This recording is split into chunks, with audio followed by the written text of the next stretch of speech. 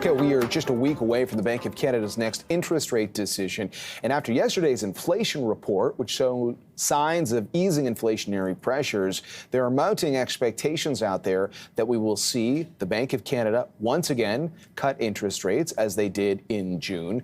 Bloomberg charts what the trader community is anticipating. And before that inflation report yesterday, we mentioned there was, give or take, an 80% chance of a July rate cut. After it was published, the odds, according to Bloomberg, rose to around 90% for a July cut. So that's something we're going to be watching. And you always think about what that means for things like currency, i.e. the loonie. But there's a bigger currency story today that is weighing on the U.S. dollar against a basket of currencies. We're showing you that chart here, courtesy of the Bloomberg U.S. dollar spot global so-called Dixie index. And it has a lot to do with comments Donald Trump made to Bloomberg about his views on the U.S. dollar. Let's bring Karl Schamotta, Chief Market Strategist at Corpay, on both of these stories. Karl, great to see you. You as well. Okay, let's start with the Canada story. Sure. Yesterday, we get an inflation report, shows more encouraging signs on that front. And then all of a sudden, traders ratchet up their expectations for a July rate cut. How did you feel about that? I definitely did the same thing. Okay. I think I was one of the ones on the sidelines thinking that September would be more likely, but yesterday's numbers definitely point toward the path being clear to easing rates. I do think next week we're going to see a monetary policy report. That monetary policy report is going to set out a lower trajectory for inflation in the months to come, as well as highlighting the sort of growth and unemployment risks that the Canadian economy is facing. And so all of that taken together really justifies the idea that the bank should ease more quickly than had been anticipated.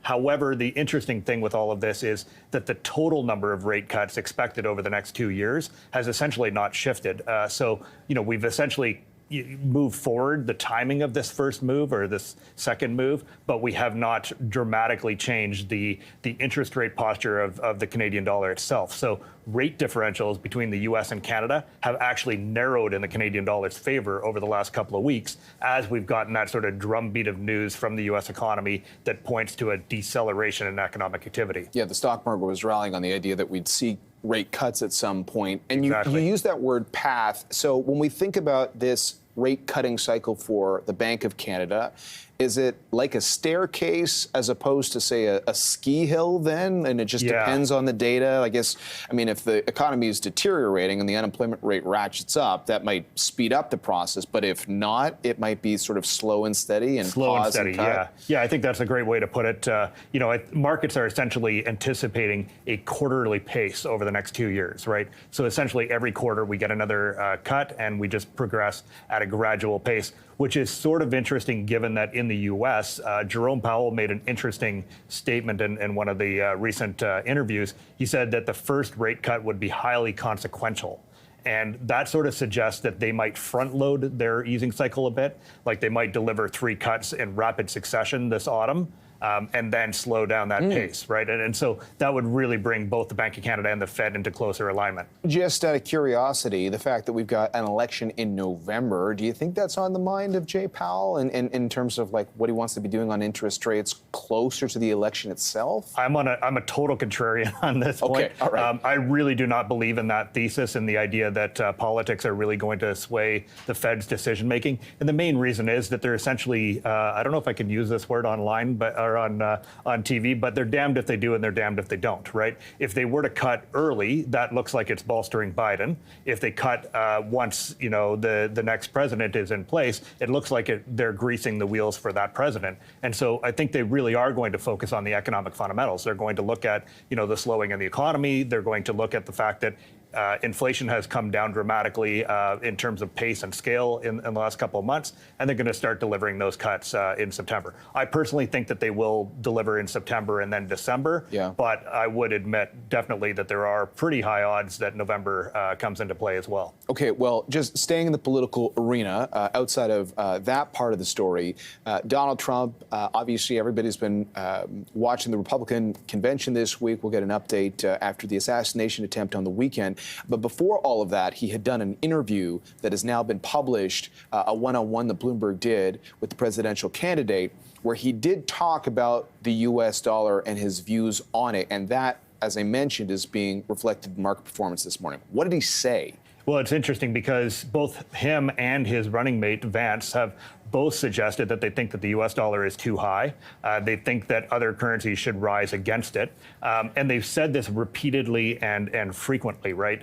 This suggests that we could actually see some form of action if Trump does win this election after Inauguration Day against the dollar. And so the fascinating thing here is we just don't really know how they could possibly do this. So back in the 80s, the U.S. successfully lowered the value of the dollar by engaging in the Plaza Agreement at the time, which was an agreement among a bunch of different countries to raise the value of their currencies relative to the U.S. dollar. This time, it really doesn't look like that's possible, given that Trump does not have a lot of allies abroad. He could look to do some currency intervention. He could look to buy other currencies and sell the U.S. dollar. However, that would essentially only punish trading partners of the U.S. and allies of the U.S. as opposed to China, because you can't, as a U.S. government, go in and buy a lot of Chinese securities. So that's kind of off the table. Fundamentally, the idea of coming into the Fed, telling the Fed to keep interest rates really, really low for a prolonged period, which would depreciate the dollar, that is very likely to lead to a rebound in inflation. And so none of those choices look particularly attractive at this point. But the reason he would want that is to boost the manufacturing possibilities for the U.S. economy, get a lift from that some countries get from having a weaker currency. That's exactly it. So the U.S. is essentially in the similar position to Canada.